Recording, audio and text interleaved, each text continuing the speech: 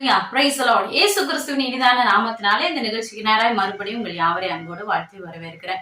இந்த நாட்களிலும் கூட அப்போஸ்தலனாகிய பவுல் எழுதினதான நிருபங்களை குறித்து நாம் தியானித்துக் கொண்டிருக்கிறோம். கடந்த வீடியோல அப்போஸ்தலனாகிய பவுல் தீத்துவுக்கு எழுதினதான நிருபத்தை குறித்து நம்ம பார்த்தோம். அதன் தொடர்ச்சியாக அப்போஸ்தலனாகிய பவுல் பிலமோனுக்கு எழுதினதான நிருபத்தை குறித்து இன்றைக்கு நாம் பார்க்க போகிறோம். அப்போஸ்தலனாகிய பவுலுடைய 13 கடிதங்கள் வேதாகமத்துல கொடுக்கப்பட்டிருக்கிறது. அதுல கடைசி கடிதம் இதுதான். இன்றோடு அப்போஸ்தலனாகிய பவுலனுடைய நிருபங்கள் முடிவடைகிறது. ஓகே, இப்ப நம்ம நிருபத்துக்கு நேரா கடந்து செல்லலாம். இந்த பிலமோன் நிருபத்துக்கு கடந்து செல்வதற்கு முன்னதாக அப்போஸ்தலனாகிய பவுல் ரோமபுரியில சிறைச்சாலையில் இருக்கும்போது, அதாவது வீட்டு சிறையில இருக்கும்போது முதலாவது 3 கடிதத்தை அவர் எழுதுறாரு. அதுதான் எபேசியருக்கு எழுதின நிருபம், தொடர்ந்து கொலேசியர், கடைசியாக இந்த பிலமோன். இந்த 3 கடிதத்தையும் ஒரே நேரத்துல எழுதப்பட்டதாக சொல்லப்படுகிறது. இந்த கொலேசியர் நிருபத்தையும் இந்த பிலமோன் நிருபத்தையும் அப்போஸ்தலனாகிய பவுல் எழுதி தீகுக்கு மூலியமாய் கொலேசியர் சபைக்கு கொடுத்து அனுப்புறாரு. அதோடு கூட இந்த தீகுக்கு கூட ஒனேசிமு என்கிற ஒரு சகோதரனை கூட அனுப்பி இவங்க 2 பேருமா இந்த கடிதத்தை எடுத்துக்கொண்டு கொலேசியர் பட்டணத்துக்கு கடந்து வருகிறாங்க. இந்த கொலேசியருக்கும் இந்த பிலமோனுக்கும் என்ன சம்மதம் அப்படின்னு பாத்தீங்கன்னா, நமக்கு தெரிஞ்சது போல பவுல் போகாம நிறுவப்பட்ட சபை தான் கொலேசியர் சபை.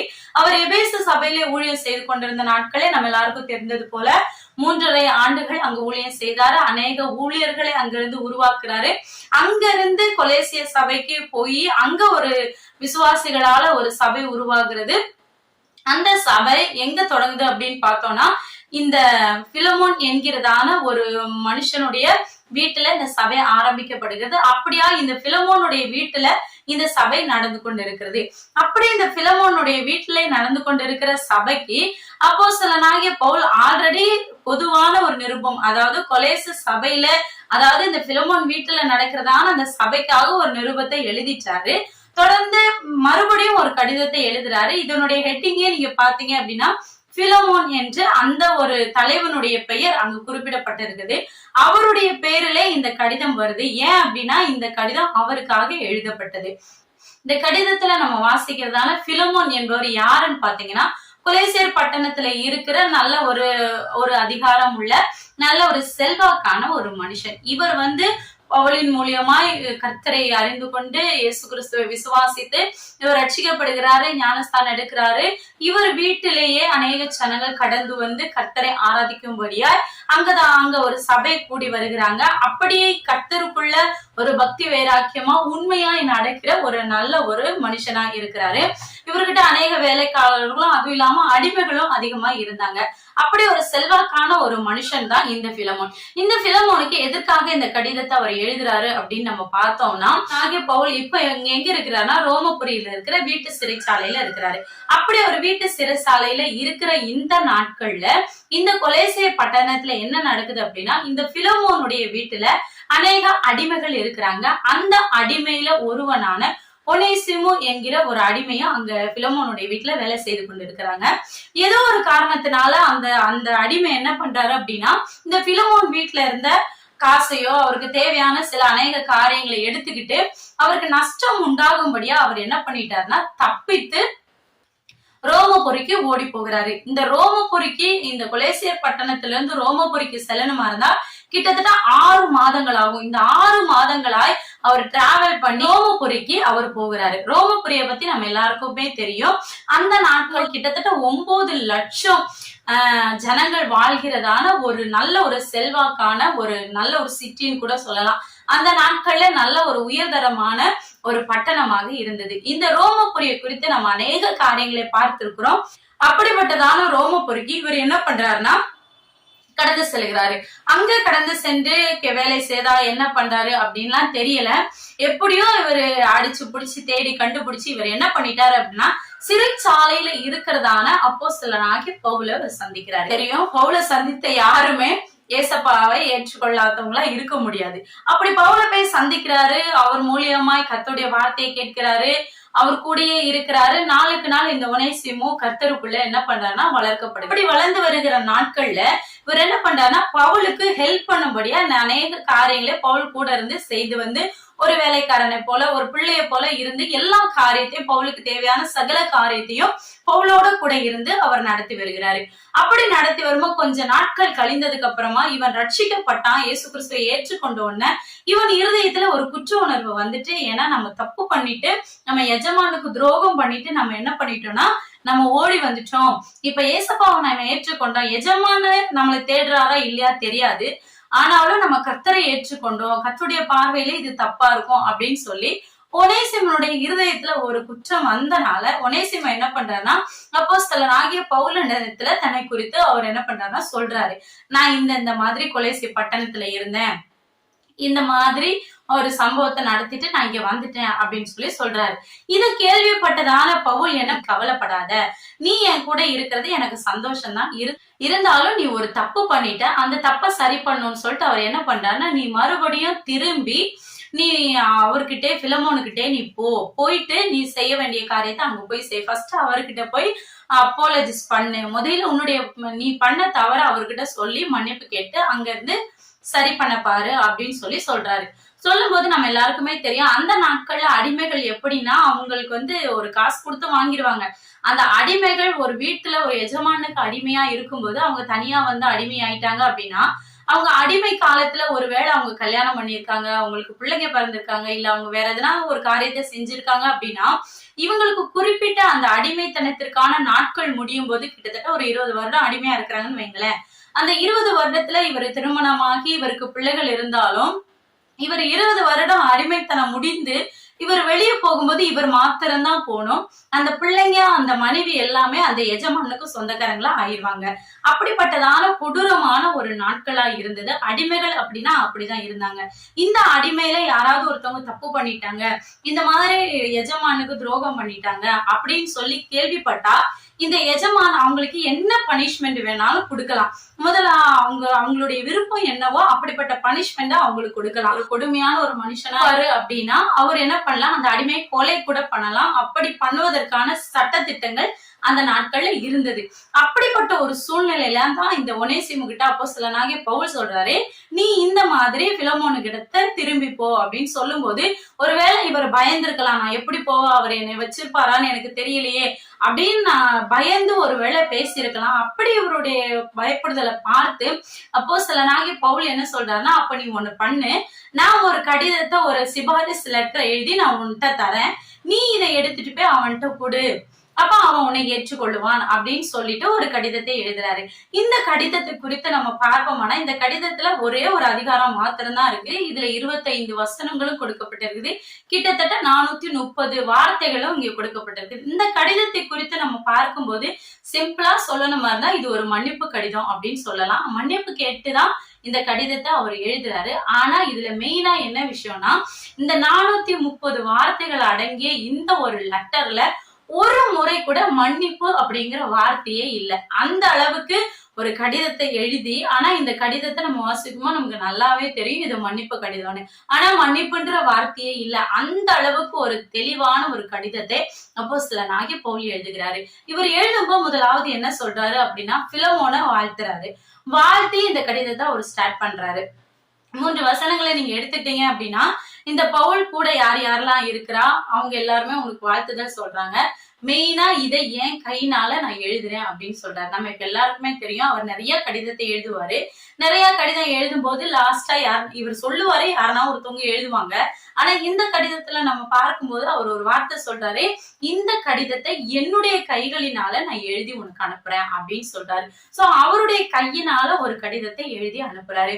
இந்த கடிதத்துல ஒன்னாவது வசனத்துல இருந்து 7வது வசனம் வரைக்கும் நம்ம பார்த்தோம்னா பவுலனுடைய வாழ்த்துதலை கூறுகிறாரு. அதோட கூட அந்த பிலமோன் இவரிடத்துல நடந்துகிட்ட எல்லா காரியத்தையும் குறித்து அவர் நன்றி சொல்லி இந்த கடிதத்தை ஸ்டார்ட் பண்றாரு.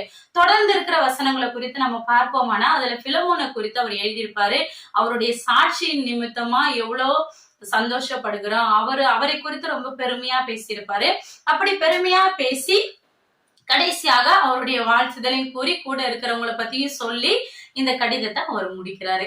இந்த கடிதத்துல இருந்து நாம் கற்றுக்கொள்ள வேண்டிய விஷயம் என்ன அப்படின்னு பார்த்தோம்னா, கிறிஸ்துவ மாத்திரம் அல்லங்க, கிறிஸ்துவை ஏற்றுக்கொண்ட எல்லாருமே நம்ம என்ன பண்ணோம்னா, ஒரு தமிழ் யாரு என்ன பாவம் செஞ்சிருந்தாலும் அதை அவங்க உணர்ற பட்சத்துல நிச்சயமா நாம மன்னிக்கிறவங்களா இருக்கணும். பவுல் அவருங்க எழுதும்போது அவர் சொல்லுவாரு, இது வரைக்கும் இவன் உனக்கு பிரயோஜனம் இல்லாதவனா இருந்தான், ஆனா இனிமே இவன் உனக்கு பிரயோஜனம் உள்ளவனா இருப்பான். ஏன்னா ஒனேசிமன்ற வார்த்தைக்கு அர்த்தம் என்னன்னு பார்த்தோம்னா பிரயோஜனம் உள்ளவன் என்று அர்த்தம். ஆனா இந்த பவுலை சந்திப்பதற்கு முன்னாக அவன் ஒரு அடிமையா இருந்து, அடிமையிலே உண்மையா இல்லாம, தன் எஜமானுக்கு உண்மையா இல்லாம தன் எஜமானுக்கு துரோகம் பண்ணிட்டு அங்க இருக்கிற காரியத்தை அவர் எடுத்துக்கொண்டு ஓடி போகிறான். ஆனாலும் பவுலினால சுவிசேஷம் அறிவிக்கப்பட்டு அவன் கர்த்தரை ஏற்றுக்கொண்ட பிறகு அவனுக்குள்ள ஒரு குத்துதல் வந்து நம்ம பண்றது தப்பு அப்படின்னு சொல்லி மன்னிப்பு கேட்டு மறுபடியுமாக கடந்து வருகிறான். எனக்கு பிரியமானவரே, நீங்க யோசிச்சு பாருங்க, இதுதான் இந்த லெட்டரோட ஒரு பேசிக். ஆனா இங்க ஒரு முக்கியமான காரியம் ஒளிந்திருக்கிறது. என்ன அப்படின்னு பார்த்தோம்னா, இந்த தீகுக்கு வந்து இந்த கடிதத்தை எடுத்துட்டு வராரு. ஃபர்ஸ்ட் வந்து கொலேசியர் நிருபத்தை எடுத்துட்டு வராரு. ஃபர்ஸ்ட் கொலேசியர் நிருபத்தை வாசிங்க, வாசிச்சதுக்கு அப்புறமா இந்த பிலமோன் நிருபத்தை வாசிக்கலாம் அப்படின்னு சொல்லிட்டு 2 லெட்டரோட யாரெல்லாம் வர, தீகுக்கும் ஒனேசிமும் வராங்க.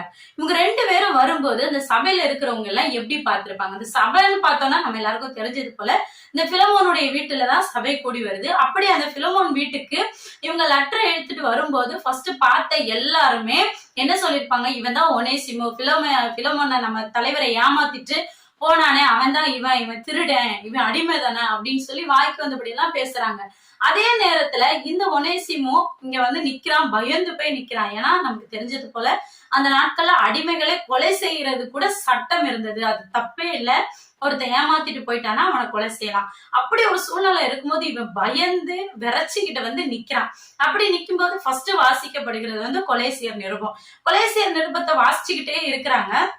வாசிச்சுக்கிட்டு இருக்கோமா, எனக்கு பிரியமானவங்களே நீங்க கொஞ்சம் யோசிச்சு பாருங்க. வாசிக்கிட்டு இருக்கோமா, பக்கத்துல நிக்கிற இந்த ஒனேசிமோ என்ன நினைச்சிட்டு இருப்பான், கீழே உட்கார்ந்து கேட்டுக்கொண்டு இருக்கிறவர்களும் இந்த ஒனேசிமாவே பார்ப்பாங்க, அந்த நிருபத்தையும் கேட்டுக்கொண்டு இருப்பாங்க. இப்படி ஒரு சூழ்நிலை முடிஞ்சு கடைசியா கொலேசியர் முடிஞ்சதுக்கு அப்புறமா பிலமோன் நிருபத்தை எடுத்து வாசிக்கிறாங்க. பிலமோன் நிருபத்தை வாசிக்கும் போது ஆக்சுவலா ப்ராப்ளம் யாருக்குன்னு பார்த்தோம்னா, இந்த பிலமோனுக்கும் இந்த ஒனேசிமுக்கும் தான் பிரச்சனை. ஆனா அவர் இந்த கடிதத்தை எழுதும் போது பிலமோன் வீட்டுல கூடி வருகிற சபைக்கும் என்னுடைய வாழ்த்துதலை தெரிவித்து சபையில இருக்கிறவர்களுக்கும் இந்த கடிதத்தை எழுதுறேன் அப்படின்னு சொல்லி எழுதுவாரு. அப்போ ஒரு தனிப்பட்ட மனுஷனுங்களுக்கு இடையில இருக்கிற அந்த ஒரு பிரச்சனைய அவர் என்ன பண்றாருன்னா சபைக்குள்ள கொண்டு வருகிறாரு. சபைக்குள்ள கொண்டு வந்து சில காரியங்களை எடுத்து சொல்லி ஒனேசிமுக்கும் பவுலுக்கும் இருக்கிறதான ஒரு உறவையும், அதே போல பிலமோனுக்கும் பவுலுக்கும் இருக்கிறதான ஒரு உறவையும் அங்க தெளிவா அவர் சொல்லுவாரு. சொல்லும் போது சொல்லுவாரு, இந்த பிலமோன் எந்த அளவுக்கு பவுலின் மீது அன்புள்ளவரா இருக்கிறாரு, எந்த அளவுக்கு அவரை நேசிக்கிறவரா இருக்கிறாரு. அவர் அந்த கடிதத்துல எழுதும்போது கூட இந்த ஒரு வார்த்தையை சொல்லுவாரு, நீ எனக்கு எந்த அளவுக்கு நீ என் கூட இருந்தனா, நீ எனக்கு எந்த அளவுக்கு பணிவிடை செய்திருப்பியோ அதே போல ஒனேசிமும் எனக்கு செய்யறான் அப்படின்னு சொல்லி எழுதுவாரு.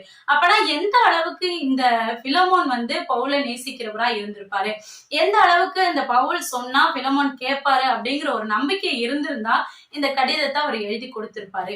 அப்போ ஒரு நம்பிக்கை நம்ம சொன்னா இவங்க கேட்பாங்க அப்படின்ற ஒரு நம்பிக்கை இருந்தா மாத்திரம் தான் நம்ம என்ன பண்ணுவோம், 100% நம்பிக்கை இருந்தா மாத்திரம் தான் நம்ம இப்படிப்பட்ட ஒரு கடிதத்தை எழுதுவோம். அப்போ இந்த கடிதத்தின் மூலியமா இந்த பவுலுக்கும் பிலமோனுக்கு இருக்கிறதான ஒரு உறவை நம்மளால தெளிவா பார்க்க முடியும். அதே நேரத்துல ஒனேசிமு குறித்து எழுதும் போது அவர் ஒரு வார்த்தையை சொல்வாரு, கட்டப்பட்டிருக்கிற நிலையில நான் பெற்றதான என்னுடைய மகனாகிய ஒனேசிமு அப்படின்னு சொல்லுவாரு. என்னுடைய குமாரர்கள் என்று தீமோத்தேயு தீத்துவை மாத்திரமல்ல, இவரையும் அவர் சொல்லுகிறாரு, நான் பெற்றதான என்னுடைய மகன் அப்படின்னு சொல்றாரு. அப்ப எனக்கு பிரியமானவர்களே, இந்த ஒனேசிமுக்கும் பவுலுக்கும் இருக்கிறதான அந்த உறவையும் இவர் தெளிவா இங்க சொல்றாரு. அப்படியாக இந்த 3 பேருக்கும் இடையில இருக்கிறதான உறவை சொல்லிட்டு, இவன் தப்பு பண்ணிட்டான், அவனுக்காக அவன் பண்ண தப்பெல்லாம் நீ மன்னிச்சிரு, அவன் உனக்கு ஏதாவது கடன் தர வேண்டியிருக்கும், அவன் உனக்கு ஏதாவது நஷ்டத்தை ஏற்படுத்தி இருந்தான்னா நீ என்ன பண்ண, அது ஏன் மேல எழுதி வச்சிரு, ஏன் கடன்ல நீ எழுது, நான் திரும்பி வரும்போது அவனுக்கு பதிலா அதை நான் உனக்கு கொடுத்துடுறேன். ஆனா இனிமே நீ என்னை எந்த அளவுக்கு நீ என்னை ஏற்றுக்கொள்ளுகிறையோ அதே போல என்னை நீ ஏற்றுக்கொள்ளுகிறது போல ஒனேசிமையை நீ ஏற்றுக்கொள்ளு அப்படின்னு சொல்லுவாரு. எனக்கு பிரியமானவர்களே, ஒரு கர்த்தருக்குள்ள இருக்கிற பிள்ளைகளுடைய அன்பு எப்படி இருக்கும் அப்படின்னா இந்த அளவுக்கு தான் இருக்கணும். நீ என்னை எப்படி நேசிக்கிறியோ அதே அளவுக்கு இவனை நேசி. என்ன நேசிக்கிறதை விட பாதி நேசி, என்னை விட கொஞ்சம் கம்மியா நேசி அப்படியெல்லாம் சொல்ல. நீ என்னை எந்த அளவுக்கு நேசிக்கிறியோ அதே மாதிரி இவனையும் நீ நேசி, அடிமையாய் அல்ல சகோதரனை போல நேசி அப்படின்னு சொல்லியிருப்பாரு. இந்த 3 பேருக்கு இடையில ஒரு கான்வர்சேஷன் நடக்குது. இந்த ஒரு சிபாரிசு கடிதத்தை எதற்காக நம்ம வேதாகமத்துல குறிப்பிடப்பட்டிருக்கு அப்படின்னு சொன்னோம்னா, இது நம்ம எல்லாருக்குமே ஒரு சாட்சியான ரொம்ப முக்கியமான ஒரு கடிதம். ஒரே ஒரு அதிகாரம் தான் இருக்கு. ஆனாலும் இந்த ஒரு அதிகாரத்துல நம்ம கற்றுக்கொள்ள வேண்டிய காரியங்கள் அநேகமா இருக்கிறது. இந்த நாட்களே நாமும் தான் எல்லாருடைய வாழ்க்கையிலுமே நம்ம தெரிந்தோ தெரியாமலோ ஏதோ ஒரு இடத்துல ஒரு தவறு செய்கிறவங்களா இருப்போம். நம்மளையே அநேகர் நமக்கு துரோகம் செஞ்சு நம்மளை விட்டு போயிருப்பாங்க. ஆனா எங்கேயோ ஒரு இடத்துல அவங்க கர்த்தரை அறிந்து கொண்டு கர்த்தரை அவங்க உள்ளத்துல பேசி நான் செய்த தவறு அப்படின்னு அவங்க உணரும் பொழுது, எனக்கு பிரியமானவர்களே, நீங்க அவங்க உணர்றதை நீங்க புரிந்து கொண்டீங்க அப்படின்னா நிச்சயமா நீங்க அவங்களை மன்னித்து அவங்களை ஏற்றுக்கொள்ளுங்க. ஏன்னா அப்படி ஏற்றுக்கொள்ளுகிறது தான் வேதம் நமக்கு சொல்லிக் கொடுக்கிறது. ஏசப்பாவும் நமக்கு அதான் சொல்றாரு, உங்களை நேசிக்கிறவங்களையும் நீங்க நேசிப்பீங்கன்னா உங்களுக்கும் மற்றவங்களுக்கும் என்ன வித்தியாசம், உங்களை வெறுக்கிறவங்களை கூட நீங்க நேசிங்க அப்படின்னு சொல்லுவாரு. உனக்கு விரோதிக்காக கூட நீ விண்ணப்பம் பண்ணு அப்படின்னு சொல்லுவாரு.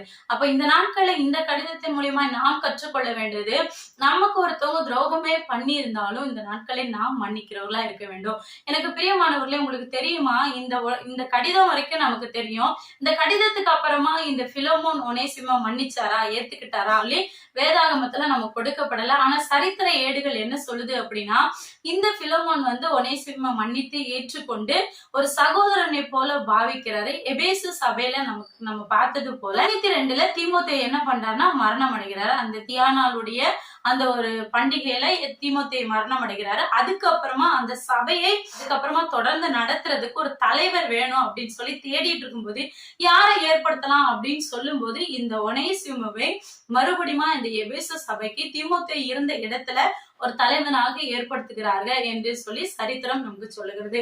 சோ எனக்கு பிரியமான அவர் எந்த அளவுக்கு உண்மைன்னு தெரியல. ஆனா இப்படியாக பண்டிதர்களும் சரித்திரமும் நமக்கு சொல்லப்படுகிறது. சோ ஒரு மனுஷன் ஒரு தப்பு பண்ணிட்டான் அப்படின்னா கிறிஸ்தவர்களா இருக்கிற நாம, கிறிஸ்துவை ஏற்றுக்கொண்ட நாம நிச்சயமா என்ன பண்ணணும்னா அவங்கள மன்னிக்கணும். ஏன்னா ஏசப்பா இந்த நாட்கள்ல நாம செய்யற பாவத்தை எப்படி அவர் ஒண்ணுமே தெரியாத மாதிரி நம்ம செய்யறதெல்லாம் செய்வோம், ஆனா செஞ்சுட்டு ஒண்ணுமே செய்யாத மாதிரி வந்திருப்போம். அவரும் அதே போல வானத்திற்கும் பூமிக்கு எவ்வளவு தூரமோ அவ்வளவு தூரமா நம்மளுடைய பாவத்தை நம்மளுடைய குற்றங்களை அவர் எரிந்து போடுகிறாரா.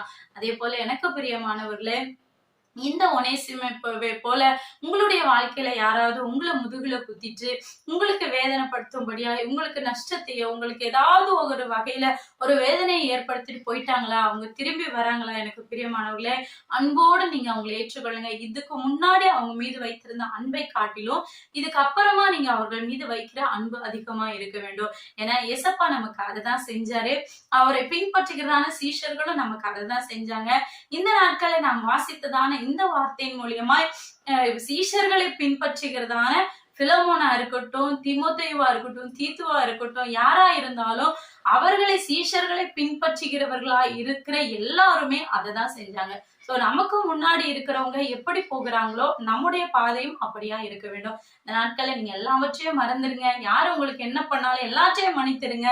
ஏன்னா நம்ம மன்னிப்பதற்காக நம்மளை மன்னிப்பதற்காக ஏசப்பா கல்வாரி சிலுவையிலே ஜீவனை கொடுத்தார். அதே போல இந்த நாட்களை அவருடைய பிள்ளையா இருக்கிற நாமளும் நமக்கு யாராவது ஏதாவது செய்திருப்பார்களானால் நீங்க அவர்களை மன்னித்து திரும்பவுமா நீங்க அன்போடு ஏற்றுக்கொள்ளுங்க. ஏன்னா இதுதான் இயேசுவினுடைய குணாதிசயம். அவருடைய பிள்ளைங்க அவரை போலதான் இருக்கணும். நம்முடைய பெற்றவர் எப்படியோ அதே போலதான் நாமும் இருக்கணும். நம்முடைய தகப்பன், நம்முடைய ஆவிக்குரிய தகப்பன் எப்படியோ அதே மாதிரி அவருடைய பிள்ளைகளா இருக்கிற நாமும் இருக்க வேண்டும். அதனால எனக்கு பிரியமானவர்களே, தொடர்ந்து நீங்க ஏசப்பாவையே பின்பற்றுங்க. அவரை பின்பற்றுகிறதான அப்போஸ்தலர்களுடைய வார்த்தைகளையும் பின்பற்றுங்க. தொடர்ந்து கர்த்தர் உங்களை ஆசீர்வதிப்பார். நீங்க தொடர்ந்து வேதத்தை வாசிங்க. எப்பொழுதுமே சொல்லுவது போலதான் வேதத்தை நீங்க அதிகமா தியானிங்க. வேத வசனம் தான் நமக்கு எல்லாமே. அதனால கர்த்தர் உங்களோடு கூட இருப்பாரு. தொடர்ந்து நம்முடைய சேனலை பாருங்க. இன்றோடு அப்போஸ்தலனாகிய பவுலுடைய இந்த 13 நிருபங்களும் முடிவடைகிறது. வருகிற வீடியோ சுவிசேஷ புஸ்தகத்தை குறித்து நம்ம தியானிக்கலாம். தொடர்ந்து நம்முடைய சேனலை பாருங்க. அநேகருக்கு இந்த வார்த்தைகள் உங்களுக்கு பிரயோஜனமுள்ளதா இருக்கும் என்று நான் விசுவாசி. உங்களுக்கு பிரயோஜனம் தந்த இந்த வார்த்தைகள் அநேகரை பிரயோஜனப்படுத்த வேண்டும், அநேகர் சத்தியத்தை அறிந்து கொள்ள வேண்டும் என்று நீங்க விரும்பினா இந்த வீடியோக்களை அநேகருக்கு ஷேர் பண்ணுங்க. இதன் மூலியமாய் சுவிசேஷம், இதன் மூலியமாய் வேத வார்த்தைகள் அநேகருக்கு கடந்து செல்லும். அதன் மூலியமாய் அநேகர் கர்த்தரை ஏற்றுக்கொள்வாங்க. தொடர்ந்து நம்முடைய சேனலை பாருங்க, சப்போர்ட் பண்ணுங்க. கர்த்தர் உங்கள் யாவரோடு கூட இருப்பாராக. உங்களுக்கு இந்த காரியத்தை குறித்து ஏதாகிலும் கேள்விகள் சந்தேகங்கள் இருக்குமானா நம்ம கமெண்ட் செக்ஷன்ல போய் கமெண்ட் பண்ணுங்க. ஏதாகிலும் ப்ரேயர் ரிக்வெஸ்ட், ஏதாவது கொஸ்டின்ஸ் இருக்குமானா நீங்க இதுல ஸ்கிரீன்ல தெரிகிறதான வாட்ஸ்அப் நம்பருக்கு நீங்க கான்டாக்ட் பண்ணலாம். உங்களுக்கு தேவையான ஆலோசனைகளை அதன் மூலியமா உங்களுக்கு நாங்கள் அனுப்பி தருகிறோம். கர்த்தர் நம் யாவரையும் ஆசீர்வதிப்பாராக. ஆமென். May God bless you.